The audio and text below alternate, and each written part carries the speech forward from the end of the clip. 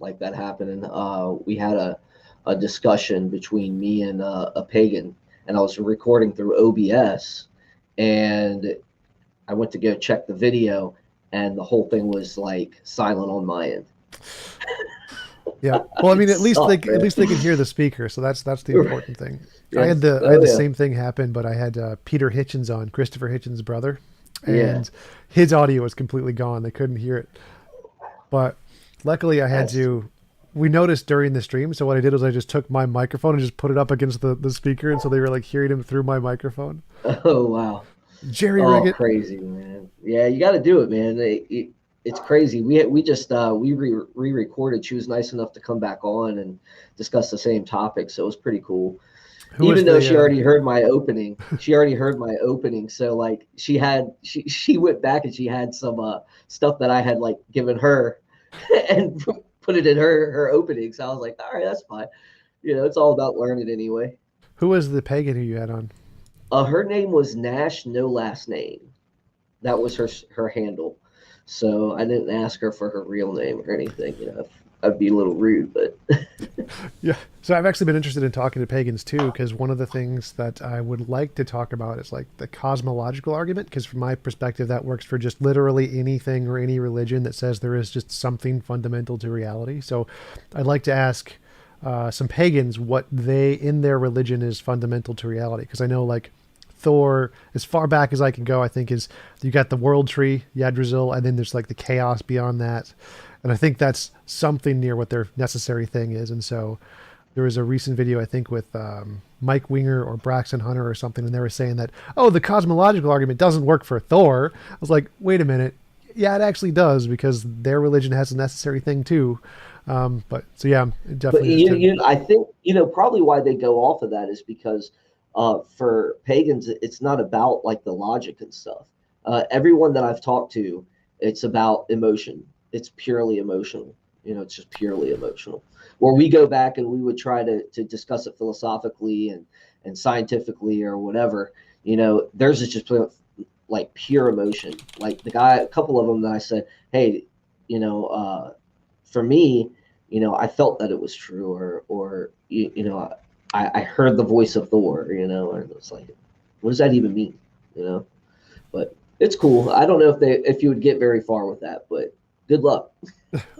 From my perspective, I think they're pretty much the same. Like, I think that obviously the pagan religions haven't had as many theologians like Anselm Aquinas, those kinds of guys to build up apologetics.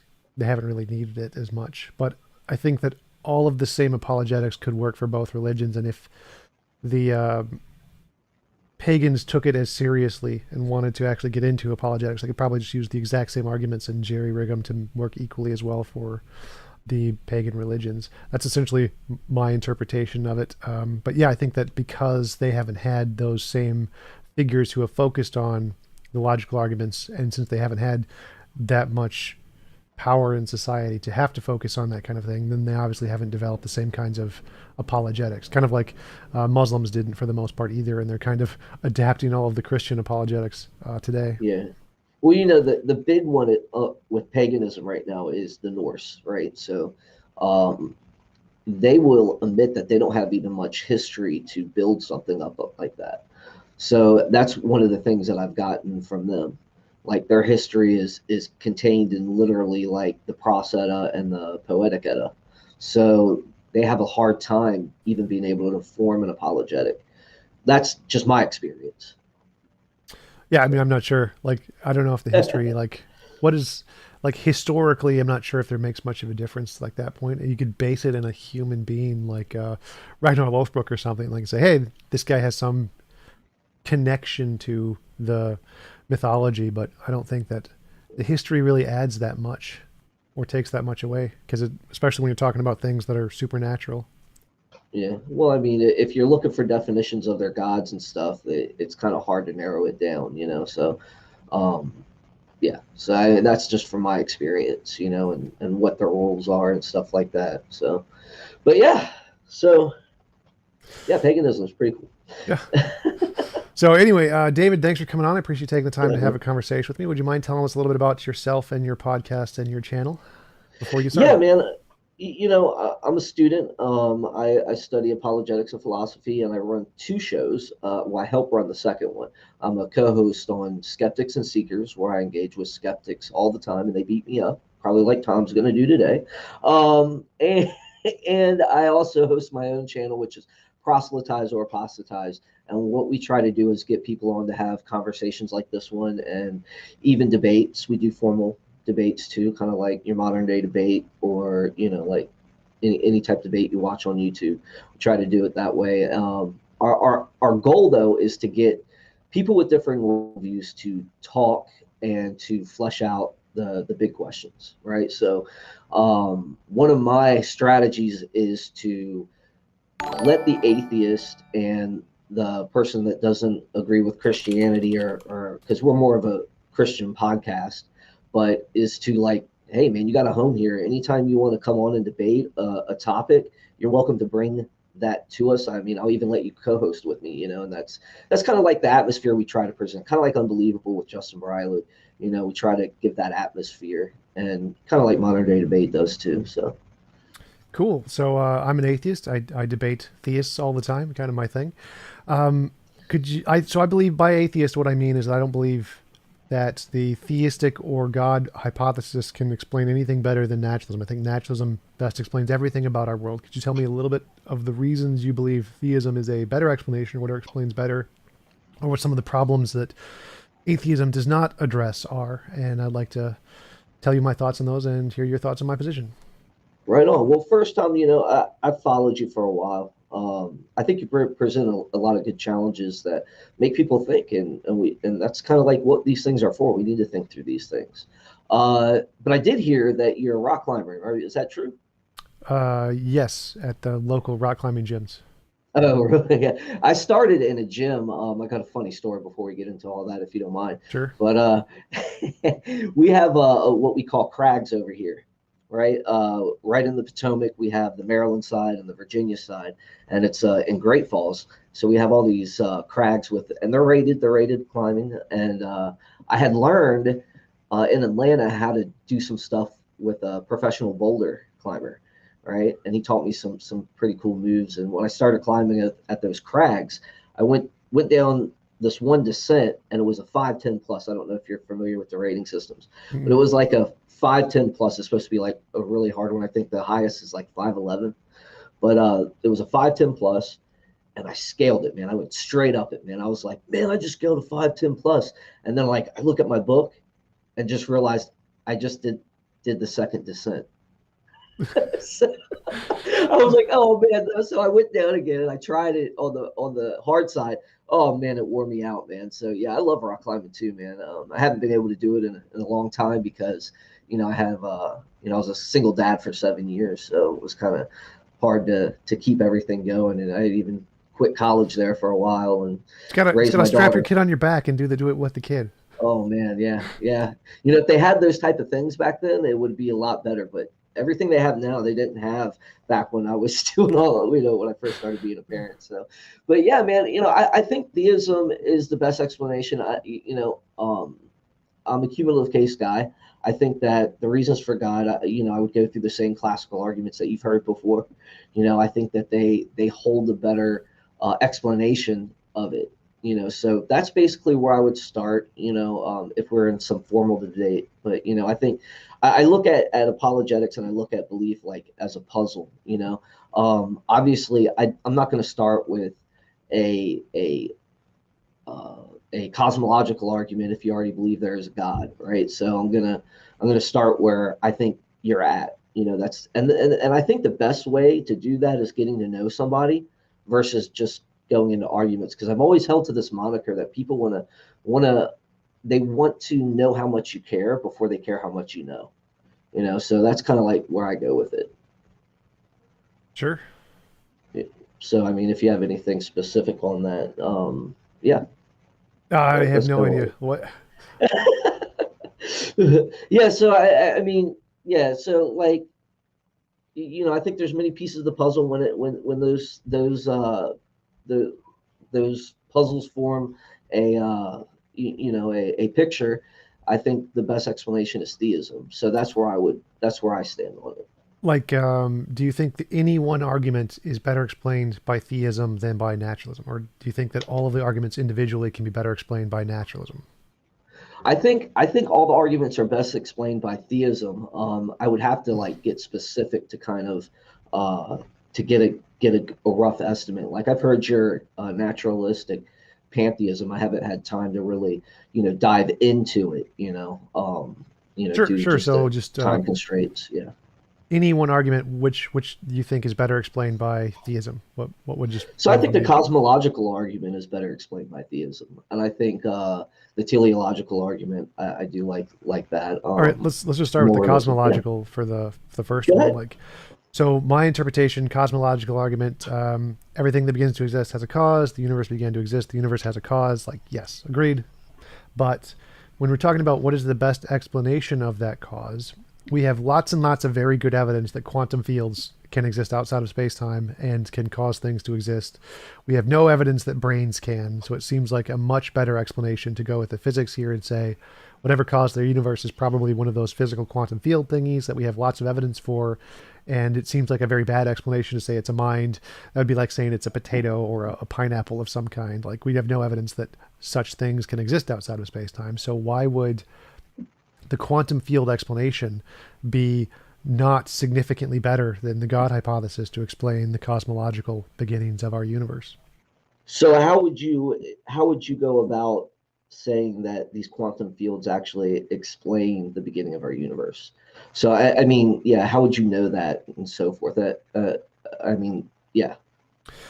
So we look at the equations of general and special relativity in quantum mechanics, and we see if we can solve the equations with removing space and time, because space and time are represented by the lambda symbol in general and special relativity. So if we can solve the problems, solve the equations while removing that symbol, then we can create a thing that can exist outside of space-time. It's essentially interactions that happen without the space and the time variable. That's what it means to solve it without including those principles in them. And so it's if that solution that we have for the equation maps onto reality, then we can have a kind of a thing that exists outside of space-time to cause the universe, and that is the current consensus in physics.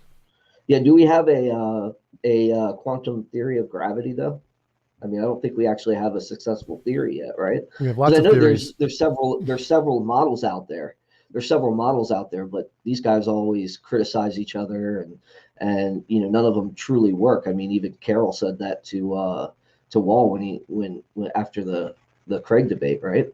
Well, they all work better than theism. So all of the current models of physics, quantum gravity, string theory, de Broglie pilot wave theory, they're all combinations of equations that have been of stuff that's been demonstrated to exist. So everything in physics, all of the equations are just combinations of things that have already been demonstrated to exist. Like the multiverse hypothesis is a combination of vacuum states and early universe inflation. Vacuum states have been demonstrated in the Casimir effect. Early universe inflation has been demonstrated by Guth's early universe inflation theory, which was made predictions about the CMB, which were confirmed. So all of the parts of those theories in physics have all been confirmed. They're just different combinations of things that we know that exist, as opposed to a God, which is a combination of a bunch of things that we have no evidence that exist, all powerful, all knowing, conscious, non-physical mind stuff. Like, so we don't have any evidence that those things exist, but we have lots and lots of evidence that all the things in physics exist. Therefore, even though we don't have proof of the particular combination of which interpretation, if any, is the correct one in physics, all of the parts have been demonstrated to exist. So it's like if we're saying what caused the footprint in the snow and we say it's a horse, that's a better hypothesis than saying a unicorn, because we have lots of evidence horses actually exist. We have no evidence unicorns exist. So if we're talking about a solution to what caused the universe, if we're building a model with things we already have very good evidence that exists, that model is a better model than one where we're adding stuff that we don't know or don't have any evidence that it exists, like the properties of a god. All right. So how would you say that we don't know that those properties of God would necessarily be a better explanation, especially with all the arguments that are out there? So we have, and like I said, it's a cumulative case. So there's several inferences that you make that go to the best explanation, right?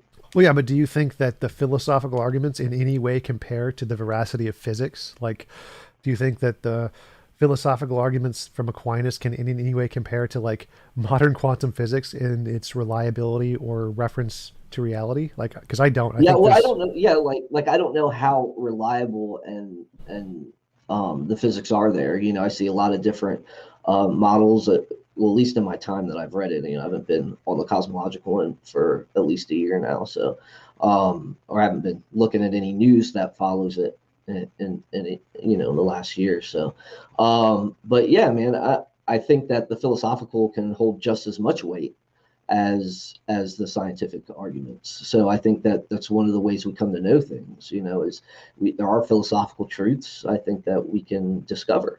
So that's where I would stand on that. So I think they both can work together. Yeah, I think that's really interesting because from my perspective, the science can make novel testable predictions. It can tell us stuff about reality before we know it. We can use it to build computers. We can use it to do a bunch of stuff. Philosophy, not so much. We can pretty much do nothing with it. It's just kind of armchair thinking about stuff. So to me, science seems to be significantly more reliable. If you're going to place your bets on which is true, go with the science every time. Philosophy is just like, nope, don't even consider it. Go with the science. To Yeah, me, it seems but like. Go ahead. but isn't the science though based off of philosophy of science? Yes, but it has an extra aspect, which means it corresponds to reality. So philosophy is like writing a story. You can write a Harry Potter book or you can write a history book.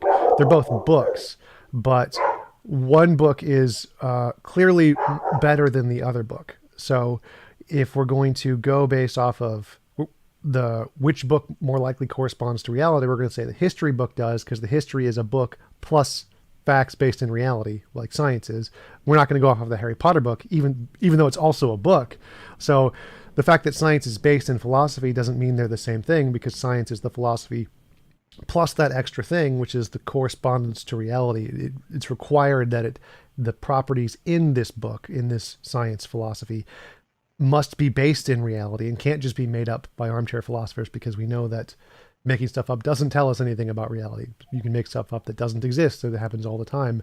And because science requires that extra step of we have to differentiate is this imaginary or real, it's significantly more reliable, which is why we can use it to make testable predictions about the world and we can't for philosophy.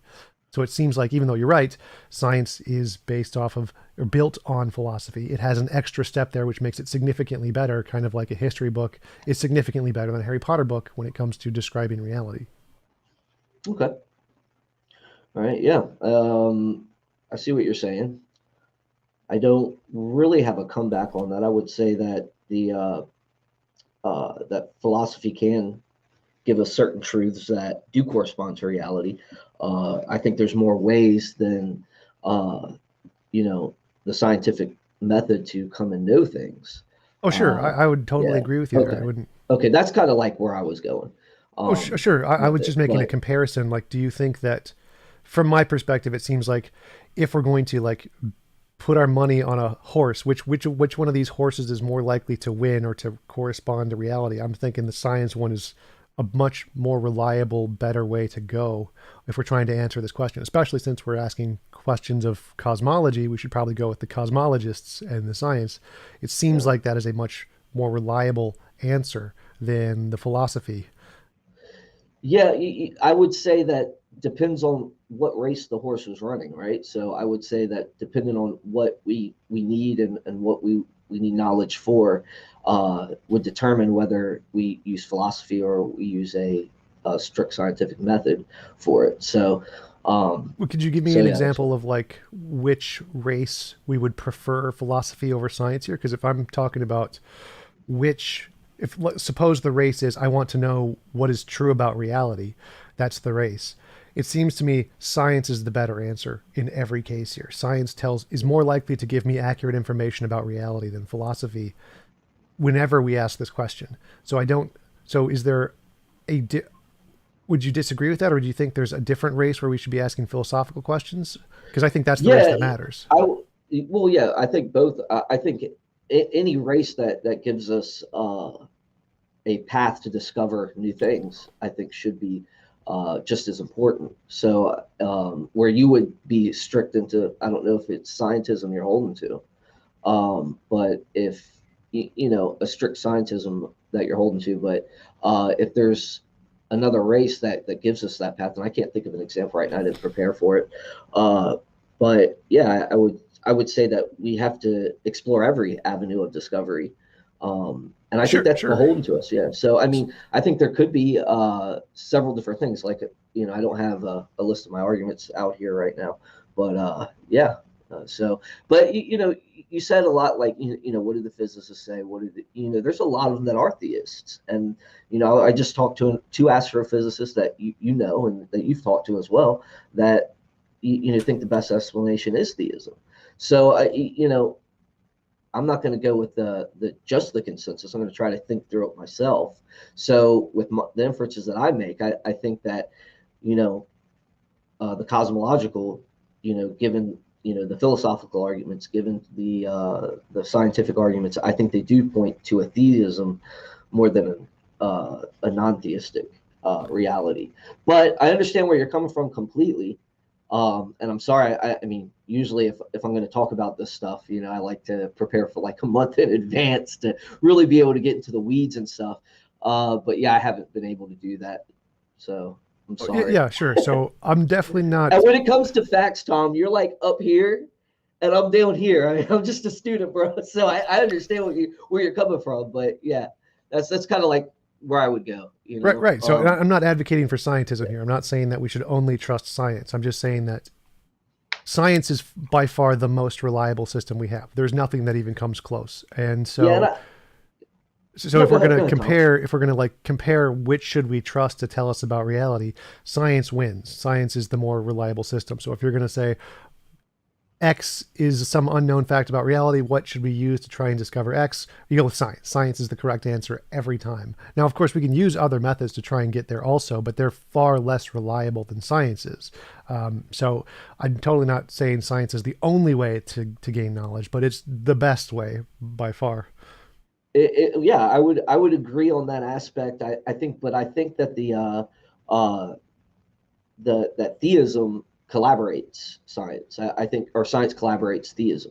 So that's kind of like where I would go. And like I said, unfortunately, I don't have any like pressing arguments that I could give you for that right now. Well, But what do yeah, you mean that's when you kind say of science corroborates theism? Like, the quote from Sean Carroll in his debate with William Lane Craig comes to mind. Like, if I was going to poll my fellow cosmologists if God had anything to do with the origin of the universe, I would win by a landslide. So, yeah. Yeah, it's so funny because Carroll actually was kind of like dishonest in that debate, and you probably don't think so. But how when so? well, I don't. Did you ever read his correspondence with Aaron Wall?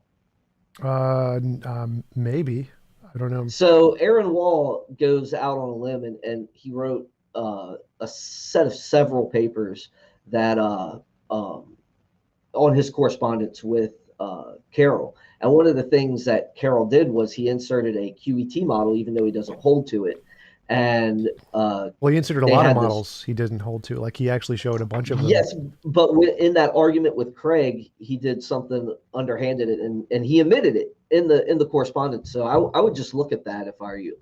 Maybe that's something that you can study on your own and then come to a different conclusion than me.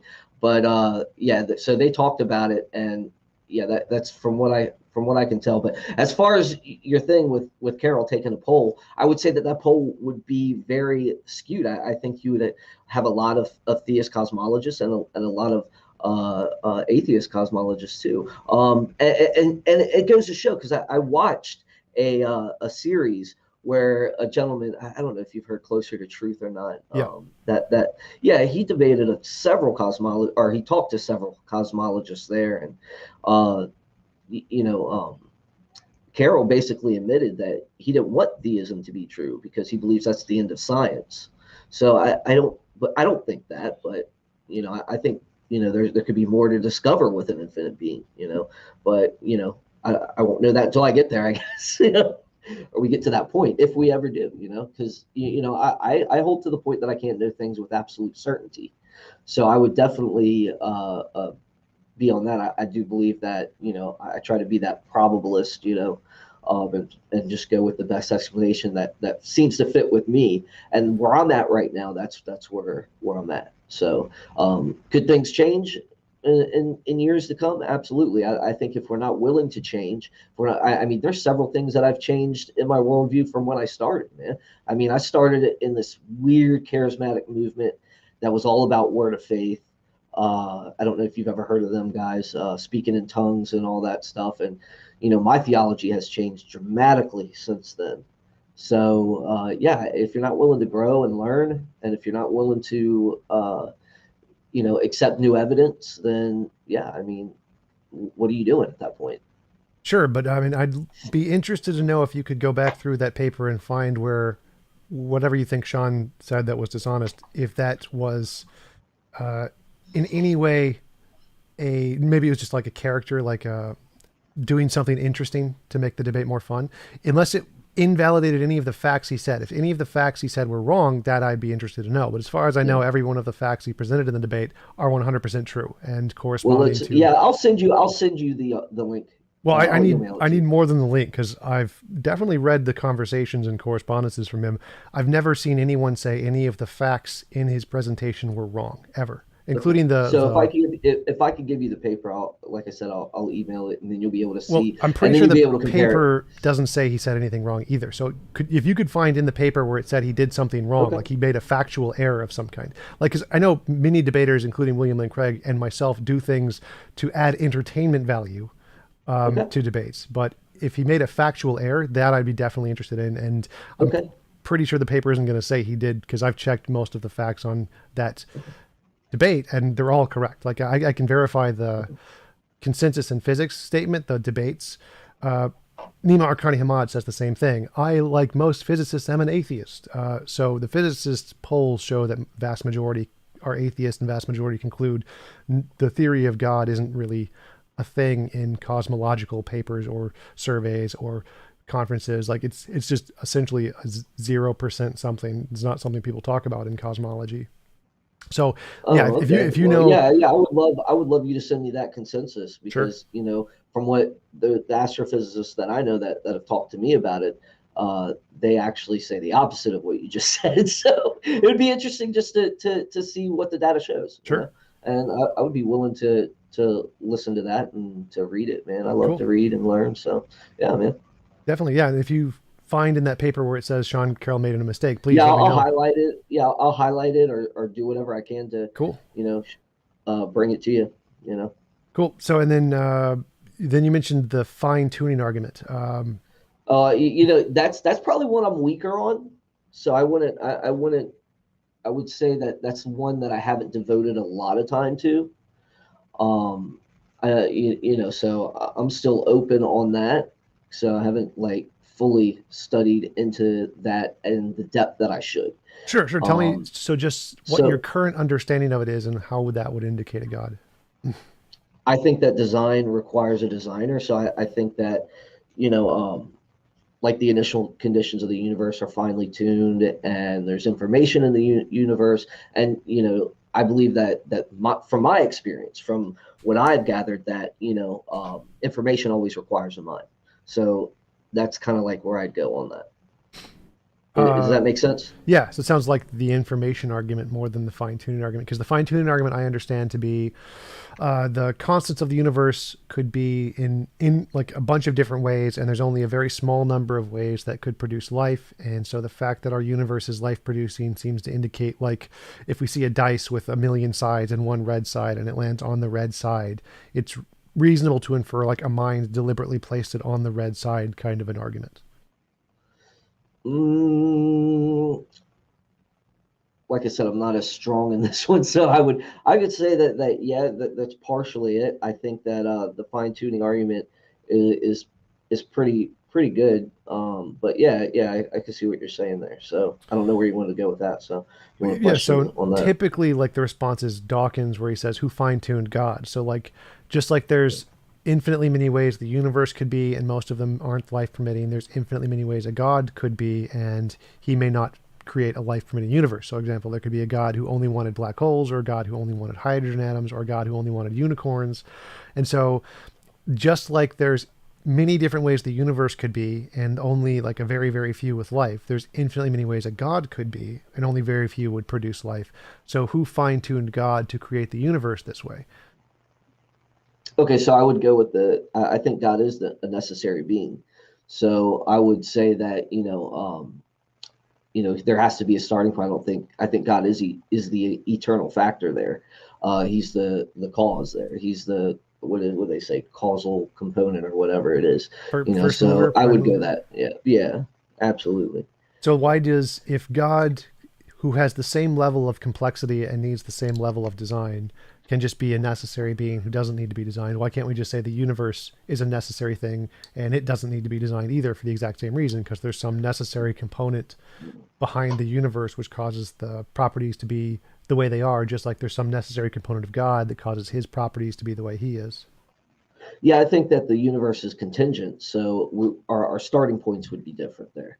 So, like from what I can tell from your naturalistic pantheism, the argument you give there, that you believe, it's what goes back beyond this universe is just more nature. So that's, I understand that. Mine would be that no, nature is doesn't go back that far. It is God. He is the eternal property Right. So that so began the universe. the question is like either one could have, the God create could have created the universe, or like a natural quantum field, which is naturalistic pantheism, could have created the universe, and the natural quantum field could just be the necessary thing, and the necessary thing isn't finely tuned because it's necessary, just like God is, and it could create the universe as we see it to produce life, and it's determined to do so because of its properties, just like God is, because He's moral and wants moral beings. So it seems like the naturalistic explanation here is a better explanation of the fine tuning, because just like God doesn't need to be fine tuned, well, then the quantum field doesn't need to be fine tuned because it's a necessary thing, just like God is. So why would a God be a better explanation of the fine tuning here, since it's only fine tuned if it's a non necessary thing? Now, let me ask you this: don't they say that the quantum realm is dependent upon this realm? No. Okay. I I saw somewhere that I wish I had my notes. I have stuff on it, but uh, yeah, yeah, I think that it's dependent upon this reality. I thought so. I Not could be wrong sure. there. Not Yeah, sure what you mean. I'd have to look. I'd have to look into it. But yeah, I mean, I don't know off the top of my head. What was the last thing you said? That the So naturalistic.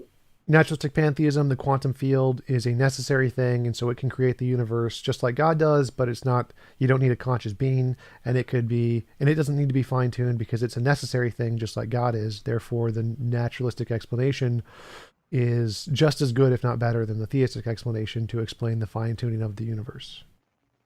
So, like, if it's like, if yeah, I would have to see where that the quantum realm would have to be some sort of necessary agent, and it's not contingent upon this reality or uh, the reality, anything beyond that.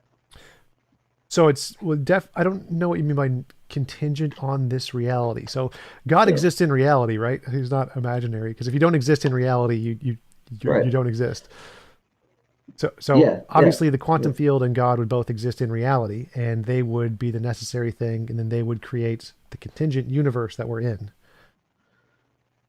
But it isn't. Couldn't the quantum realm be contingent upon something else? Sure, but so could God. God could have been created by another greater God, but we're just going to say, just like you do, that nope, the quantum realm is the necessary thing, just like you say God is the necessary thing. And if you're talking about a created God, you're just not talking about the same thing we're talking about.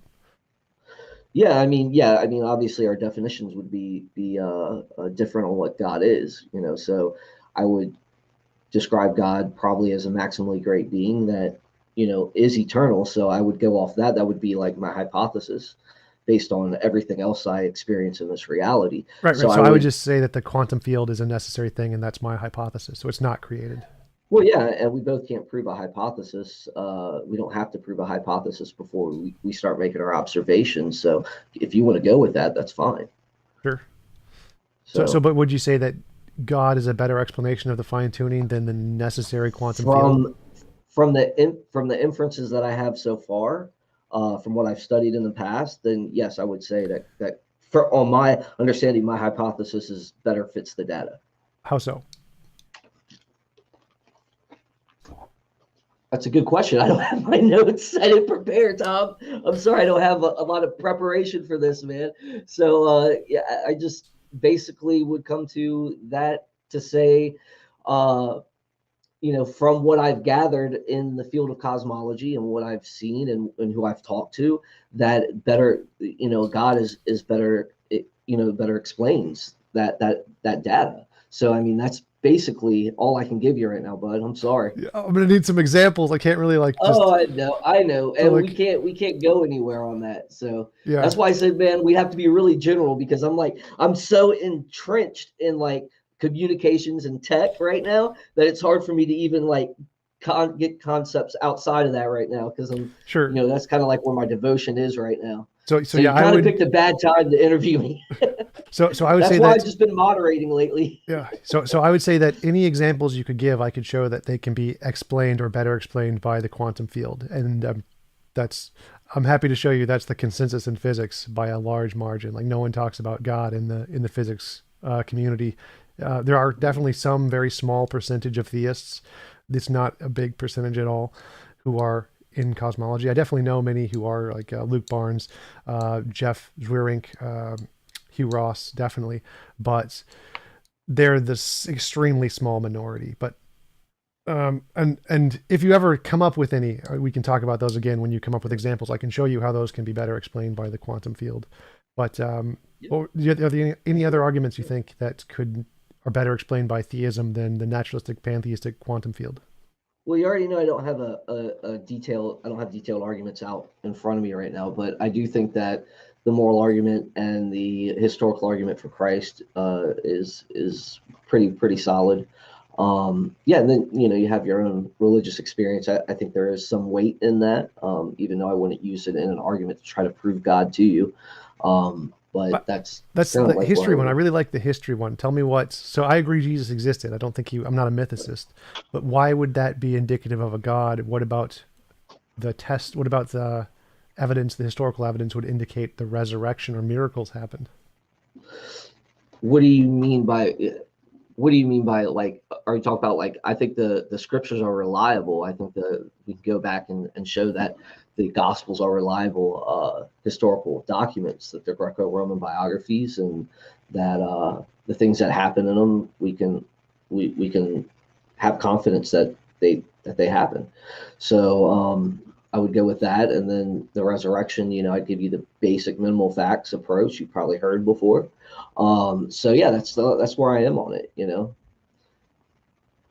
Sure. So I mean, I definitely think that much of what happened in the New Testament was true, but that's like there are many historical documents from that time period that include things that are miraculous, and we accept all of the historical facts and reject the miracles. So, like Roman historians wrote about the founding of Rome being from Romulus and Remus being raised by a wolf, but we think that's false. Even though these were historians, pretty much everything they wrote was accurate. We think that's false because in history, testimony doesn't count for things that don't have an empirical basis. So any kinds of claims of miracles, magic, mythical creatures, the paranormal, supernatural, UFOs, those aren't taken seriously in historical documents because in order for testimony to count as evidence, it needs to have an empirical basis. Like if I told you I saw a dog, that would be reasonable to believe. If I told you I saw a unicorn, you should not believe me. And the reason for this is because dogs have an implicit empirical basis. Like there's lots of things about dogs that have been proven independent of our testimony. They're like DNA, bone structure, chemical composition, what they're allergic to, how to train them, et cetera, et cetera. None of that exists for unicorns. So if you have an empirical basis, an implicit empirical basis, then testimony is reasonable to believe. So if history says Lincoln was shot in a theater with a gun, perfectly reasonable. Hannibal crossed the Rubicon, perfectly reasonable. Romulus and Remus were raised by a wolf? No. Thor came down and crushed some giants? Not so much. And so in history and in criminology, it's the same standard used in courtrooms, testimony doesn't count as evidence for things that haven't been demonstrated to exist empirically, essentially. And so the same thing applies to history, which is why most historians don't take the miracle claims of the Bible seriously. But we do grant Jesus existed. We grant the apostles existed. We grant Jesus was crucified by the Romans. All those things, because those all have an empirical basis. We know those for sure are real, like the dog. But the miracles, not so much. Those we don't take seriously, just like we don't take them seriously for any of the other claimed miracle workers at the time, before or after. Yeah, well, you see, like, again, this is also a problem with the starting point, right? So you would have, like, because I believe in God, I believe that miracles are possible. And I think that all the evidence that we have that Jesus existed, he was crucified and stuff like that, it makes it more believable that, these things actually happen with it, especially with the way they're set up. They're not meant to be read as legend, where you would have the Remus and the Wolves, that, it's obviously inserted myth, right? Well, no, that was in a history book, so by Yeah. Roman historians who wrote it as literal facts. That was meant as a literal They thing. they meant that as literal Yep. facts. Are you sure about that? Yep. Okay, if you could send me some stuff on that, that'd be great. Sure. Yeah, if you could. I mean, you don't have to. Yeah, I've actually talked about this with several There is one theists. thing. There is one thing I want to jump out of the conversation on. Are you sitting on a seashell, dude? Because I Nope, swear this is a that chair. couch, that recliner looks like a daggone This is a seashell. Every lazy time I see boy. you debate, yeah, every time I see you debate, Tom, it's like, is he? It's like it looks. His chair looks like a seashell. But anyways, go ahead. You were saying you talked to a lot of theists. Yeah, on my channel, I've talked to theist historians, and we talked about this before, that there are many historians who did insert mythical events as actual historical events. So it wasn't written as a fiction. They wrote these because they believed they were true about the history of Rome. This is really common. Most historians in the past included things that we now consider to be mythical because of our current understanding of science. So it's not surprising that people included these in documents that were considered to be historical. It happened all the Yeah, time. yeah. I would have to look into the specific ones, but from what I can gather so far is that these guys really did believe that Jesus rose again and were willing Sure. to die for it. So if these guys historically were willing to die for that, I think there lends some credibility to their testimony. So Wow. I mean, you're not going to die for what you know to be a lie. I don't think. Well, sure. The So fact that they believed it, though, it doesn't add evidence that it's true. it makes a good case for it to be true, I think. So bereavement That delusion. along, so yeah, I mean, if you're going to go with the delusions or illusions route, I don't think that best fits the evidence. I don't think people have the same kind of illusions all the time, and they end at a certain point. They don't continue, right? So bereavement delusions are experienced by 60% of people, where a loved one dies and they see and hear them and have physical interactions with them after their death. And they are persistent, and we know they happen to the same level and greater levels than what was attested to by the apostles. And they happen in groups, and that doesn't seem like, and we can prove these exist. They happen at a huge rate, happens to most humans, and there's nothing special about the accounts in the Gospels. Nothing outside of the realm of bereavement delusion. Yeah. Okay, go ahead, finish. So it seems very strange to say that we know there's this psychological effect that we've proven is real, and it can explain literally all of the data, or most of it, because there's certain things that, like the scene of the 500, wouldn't be a bereavement delusion. That would be more like the Fatima thing where they saw the sun move. But all of the everything in the testimony of the apostles is 100% explained by known psychological facts that have nothing special about them whatsoever. So that doesn't seem to be. We have an empirical basis for all of these psychological explanations. We know they happen. We know they happen at greater amounts, to greater experiences, to cause greater experiences in people than what the apostles claimed to have experienced. There doesn't seem to be anything special about the Gospels here. It just seems to be basic, cut and dry bereavement delusion, psychological effects we know can perfectly well explain right now today. Well, I don't. I would disagree on that. I think that a delusion or an illusion or whatever you want to call it there, if it, we're talking about groups of people that saw him at the same time, not the Fatima that he told Thomas to touch him. And if we're going to say that the Old Testament or the New Testament is reliable, with all its facts, then I'm going to go with that. Yeah, Thomas did actually touch him. I think that's more believable. So, illusions don't have flesh and blood, Yeah, they do. uh, Bereavement delusions, that literally happens. they have flesh and blood. Yep. You can Well, touch the them. people have a illusion that they are actually seeing and interacting with the dead person. They hear their voices, they Yeah. see their flesh, they can touch them. They literally have those experiences. Yes. But the same group of the same people, Yep. or is it different for everyone? It's the same for the loved one. So if a loved one dies, many people in the family will all have bereavement delusions of that loved one. Together. Yes, that does happen. Yes. And that happens. Okay, Yep. I didn't. I'd have to see It's like that on there's that, a but the original name I've is never seen that. folie à deux and folie à trois for three. It's a French name. You can see it's the name for multiple hallucinations happening to the same people at the same time. Folie à deux is the name on the wiki. On the wiki. Okay, I'll have to look into that. But yeah, so but as far as I could tell, without that, without knowing that, I would still that obviously I go with what I've learned. So um, yeah, and then obviously the other evidence that corresponds with it, such as the reliability of the Gospels and stuff like that. That's where I came to my conclusion on. So Well, do you and like I think? said, I'm still willing to learn. So we've got to. I have to take stuff like what you just said into consideration. I'd Sure. be more than willing to look at it. Well, do you think the reliability of the the history books of the Roman, I think it was Tacitus or I think it was Tacitus who wrote a history book, or Pliny, I think maybe it was Pliny, who wrote a history book about the Roman Empire, and it was extremely accurate, more accurate than the New Testament, significantly more accurate. And he included the Romulus and Remus story. Does that mean that we should believe the Romulus and Remus story just because all of its other facts were accurate? I'd have to look into Pliny again. I think that I haven't like read all of his works, so I'd have to um, look into his specific account there and see what type of history that was that he was writing.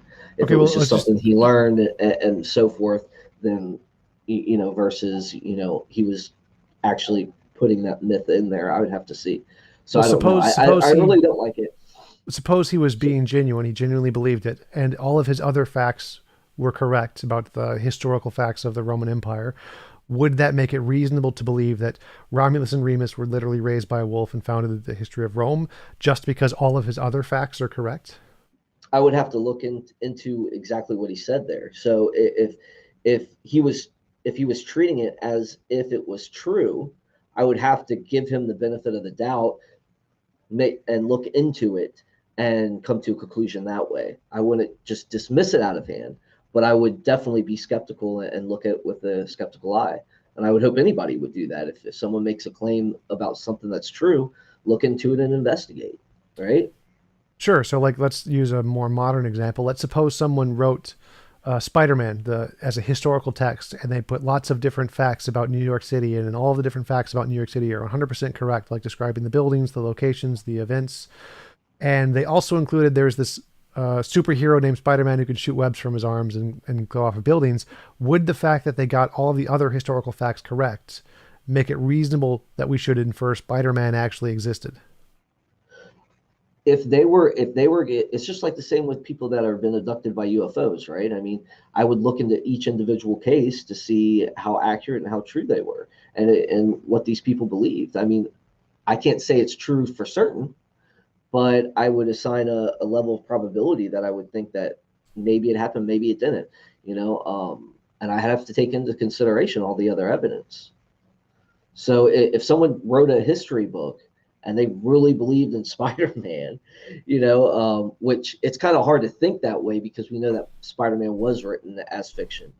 But if someone was writing it as a true historical document, I think it would behoove us to take their claims into consideration and do an investigation. Okay, sure, yeah.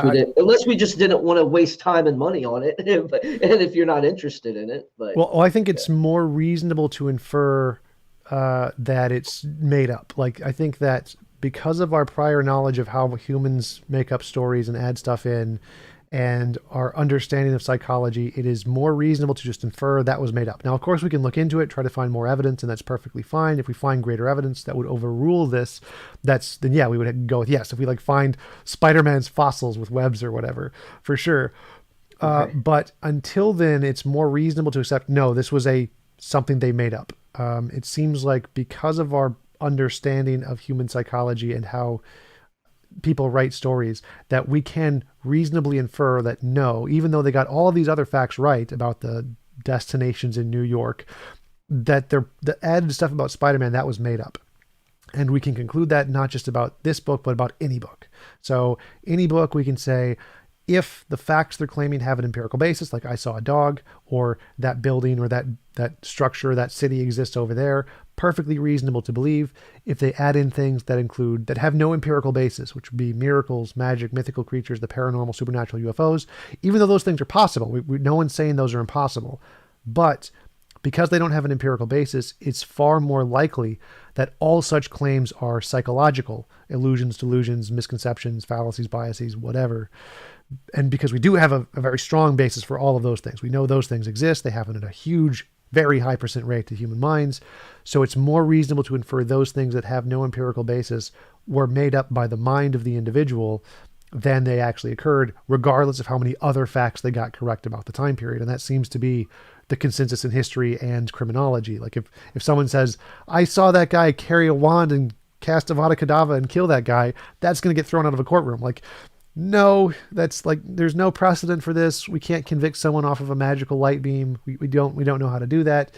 You would need some further empirical evidence to justify that this is even possible before we could even consider that as a justifiable claim to believe just based off of your testimony. So testimony is not sufficient to justify any of those things that don't have an empirical basis: miracles, magic, mythical creature, paranormal, supernatural, etc. Yeah. So how would you justify cold case, uh, um, convictions and stuff DNA evidence. if they don't have DNA? There's a lot Uh, that don't because the DNA is gone or whatever, but they still do it. So it's very interesting to see how we go about making a circumstantial case and stuff like that, and people get convicted on it all the time. But sure, absolutely, I, but yeah, never for so I mean, miracles or there's magic. So all the cold cases are just, I saw that guy kill that guy, or yeah, that guy was in this location, or that guy had a crowbar. They're all things that already have an empirical basis. There's zero cold cases that say, I saw that guy cast a magical spell to kill that guy. Those are immediately thrown out. Every single yeah. type of cold case where you have a miracle, thrown out. All right. So yeah, I mean, it would come back to my original starting point is that if I already believe that God exists, I think that those things are possible. And if everything else lines up, I would give it the benefit of the doubt of the probability. So at that point, yeah, that's where I would go. Now I understand what you're saying about coming to a place of skepticism when you first look at it. I think that's a good idea, even though I don't think we can escape our biases at times. We try to look at everything objectively as we can, but those biases do creep in at times. So What yeah. bias is here? So I'm not excluding the possibility of miracles. I'm only Oh using the yeah, evidence we have. absolutely, So just absolutely. where I don't presuppose there, let's say I assume there is a God and miracles are possible.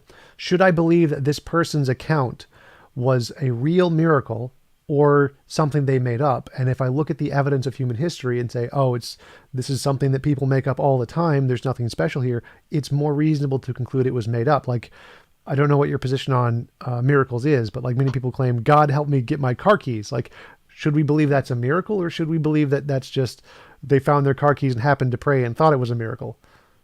Yeah, I think there could be a case for both there. I mean, I don't think that miracles per se are. Of course I look at it through the lens of providence, and then miracles are something that don't really happen. Again, I don't have a write up for my argument on miracles right now. I don't want to, Tom. Like one of the biggest things for me is I hate to misspeak.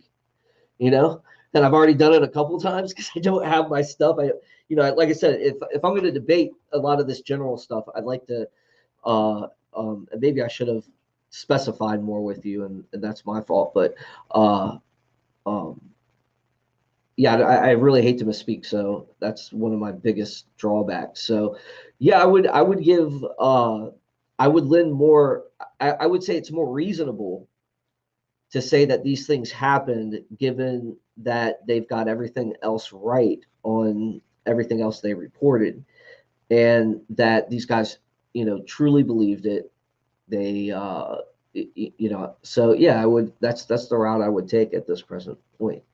So even though I have all these supernatural, or even if I do, all these instances where people make up this stuff, I would have to look at each individual case to see where the fault was, where there would be a cause for skepticism to reject their claim. But I like to give people the benefit of the doubt and look into what they're saying, and then make my reasonable assessment after that. Sure, Does sure. that make sense? Absolutely. So I would definitely think looking at every individual case is an important thing to do. But I think that when you hear, like, if someone said they had a magical pill that could make you lose weight, like 50 pounds after you take it, I think that it's reasonable to conclude, because that happens a sufficient amount of time, and we know that it's a lie every single time we've happened in the past, we can use induction to infer this is most likely also a lie. So I think that if we look at the past examples of evidence of psychology and how human minds construct these stories, and see this story seems to match one for one to all of those other psychological features, it seems more reasonable to infer it's wrong first, and then look for some kind of better or greater evidence that could confirm it. And if it has that greater evidence, then we should take it seriously. But if it doesn't, and it just has the same level of evidence as all the other stories that are just made up by humans, we should probably conclude it's just the same made up by humans. Or wouldn't you agree? Like in the case of the car keys, do you think that if someone says they prayed to God and found their car keys, is it more reasonable to believe that's an actual miracle, or more reasonable to believe it's the psychological phenomenon of confirmation bias, where people prayed for something that happened and then they attributed it to the thing they prayed for? Yeah, until I looked into it, I would probably start there, and so I guess with your example with the pill, I would want to look into that pill, even though I'm already skeptical about it. And if it turns out that that one pill is the right pill, I'm going to take it, man, because I need to lose some pounds. This quarantine is uh packed some pounds on me. Yeah, me too. I I gained like should I should get I should get join a rock climbing gym. I just joined Planet Fitness because it was cheap. yeah. For me, I gained 40 pounds on COVID. I had to lose. Oh, I've did you? lost Oh, wow. 9 so far. I've got like another 30 to go. But yeah, so like if you heard there is this pill, and there's this, suppose there's a history textbook that says there is this magical pill, if you take it you're going to lose 50 pounds in like a week or whatever, and there's this account of these 12 gospels, 12 apostles who all took this pill and said it, and it worked, and they're like, and they died for it. They were crucified for the effectiveness of this pill. And there's this testimony of the gospels from all these different apostles. And the pill comes in a box. Like, you discover the pill in a box with this testimony. Would you take the pill just based off of the testimony of the New Testament, of the testimony of the apostles, the fact that they died for it, the historical reliability of all the other facts in the gospels? Would you take the pill just based off of the testimony in the New Testament? Well, I mean, I take pretty much anything on test. A lot of my beliefs are based off testimony, Tom. I mean, I'm not doing the experiments myself, right? I mean, I don't have that luxury. So I'm basing a lot of my knowledge on other people's work. So if I'm going to give that the same amount of credibility, then I'm going to have to look into all those things. And if I find that they're more true than the other things, or the other stories or the other history books, I'm going to go with, and we do that with history. I mean, there's several different people that make claims about history. Which one am I going to believe, right? Which one am I going to, which one am I going to hold to? Which version of the history of the United States am I going to look at? The Native American or the colonist? I'm probably going to look at both of them and say, okay, I think this is more true than not. And that's what I do with when I look at the Gospels, and that's what I do. Look at the historical evidence, and I think that's what we all do. And in a degree, we just reach different conclusions. Sure. But so like, my methodology would be is like, if I discovered this textual document that had a bunch of accurate historical facts and a pill that was going to make me lose 50 pounds, I would be like, nope, this is ridiculous. This is probably made up, especially because it's from 2,000 years ago. I would give the pill to scientists and say, scientists, test this and tell me if it works. And then if the modern scientist could empirically demonstrate it, had papers that can confirm this with novel testable predictions, I'd be like, yes, then I would believe it. but I wouldn't take the pill based off of the testimony and document. Like nothing the document could say would ever convince me that this pill was magic or could make me lose 50 pounds. I So would you give it to would the base scientists. you would give it to these scientists that you trust to do the work, right? Yes, I You would would give it just to give it to the. them. So based off their testimony and their books and their papers that they give you, you would believe on them versus you know the 200 or 2,000 year old document. Okay, that's fine. You're more than welcome to do that. I understand that. Well, do you think it's But more reasonable to trust the modern I scientists think than I 2,000 think year old it's documents? well, I don't think there is too many modern. There's no like modern scientists that are doing this type of stuff. I don't. If you already said the modern scientists are saying, yeah, they confirm all the stuff that happens in the Bible, just not the miracle claims, then I think we've got a different argument that we have to start looking into at that point. So yeah, we'd have to, like I said, we'd have to give it the full spectrum. I'm just not going to like to for your point to be valid and sound. I think that, yes, if you gave me a 2,000-year-old document that I just read and I didn't give credence to the entire study of it to see what the scientists said about that story, about that thing, then yeah, I would probably be skeptical. But upon sending that text off to people that study textual criticism or scientists that will carbon date it for me and other avenues of history that say, hey, everything that they're saying about this pill is checking out because these guys believed it. Not only did they believe it, but all the stuff is lining up. All the ducks are getting in a row. I'm probably going to say, yeah, that was probably true. Now again, I'm not going to know for certain until I take the pill, but yeah, I think that basically what we got from history is just like um your testimony from the scientists you gave the pill to. So yeah, I mean, I wish I had, if we're having a debate on this, of course I would prepare differently, obviously, but this is just a discussion, so that's kind of where I would stand. Yeah. So, But so you said that you see the testimony of the document as equivalent to the testimony of modern scientists. no, what I said is that you see, here I go. I probably misspoke again, but um, what I said is once it goes through all the rigorous tests that you would put in it if you're doing an investigation, and it came back as solid, then I would say, okay, I've got a good reason to take this pill.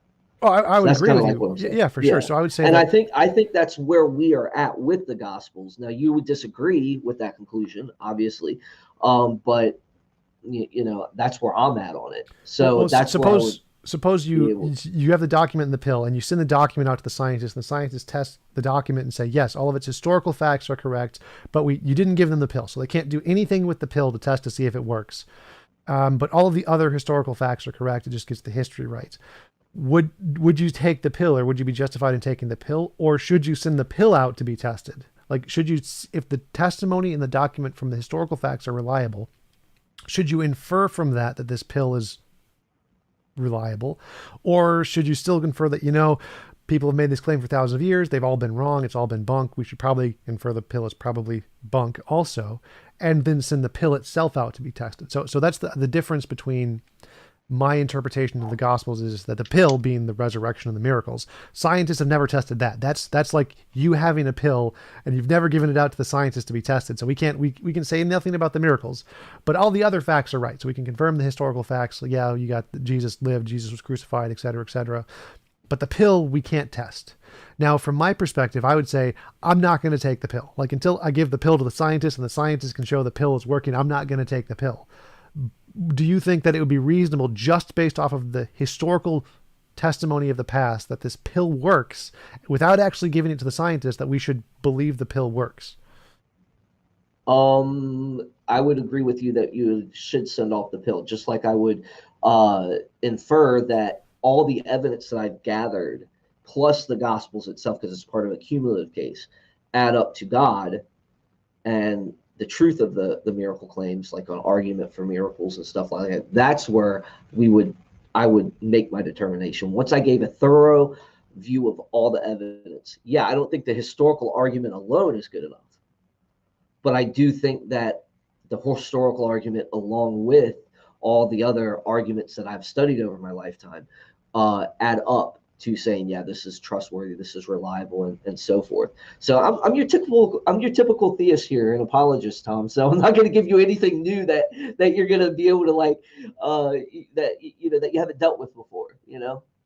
So I mean, that's kind of where I'm at right now. And as the journey continues, I hope to find out more things. And I love your analogies, dude. Especially the one with the napkin that you gave to Trent Doherty. The eternal napkin. I mean, I love those type of things that make you think. Unlike you, though, I'm not a thinker on the spot, man. You have a gift, my friend. You can think right on the spot, man. I have to take time to like really develop it, and that could be my paranoia for misspeaking. So yeah, it just takes practice, I guess. Yeah, and you know what? Like I said, that I've been a moderator for so long, and that's really all I do in the public sphere, unless I'm like working with you personally, that we have these talks over and over again. That's where I guess that would come in, me speaking more fluently and thinking about the issues and studying the issues and thinking nice and long about them. But not everybody is as gifted as you in that wittiness, my friend. Well, cool. We've been going for about an hour, so I think it'd be good time to wrap up because I'm gonna go bike and try to lose some of that COVID weight. Yeah, I hear you, man. I'll go to the gym here after I clean out my wife's van. So yeah, awesome. It was great having you on. I enjoyed talking with you. You're very pleasant. You're no Darth Dawkins. I'll give you that, sir. Well, I'm not a presuppositionalist either, so I'm not going to hit you with any of that craziness. But Tom, you're awesome at like basically making people be skeptical, and I think that's a value in our society. I think it's a value to even the presuppositionalists, who I detest most of the time. I would say that they have also a gift to deconstruct things and make you think about your position and so forth. And I appreciate that from you, and I enjoy talking with you too, man. And I hope to have you on my show sometime, man. Absolutely. So yeah, you want to tell everybody again where they can find you, your links and stuff? Yep, you can find us at Proselytize or Apostatize at YouTube. We're also on Facebook. That's the main site if you want to look for like any debates or interviews. We do interviews. Actually, sometimes we respond to skeptics, on that show. We haven't done one on Tom yet, but I'm sure we will at some point. But he can handle it. But yeah, that's it. Awesome. Thanks again, David, for coming on. I really appreciate it. Enjoyed the conversation, and I will let you go. Have a nice day. You too, buddy. Take care.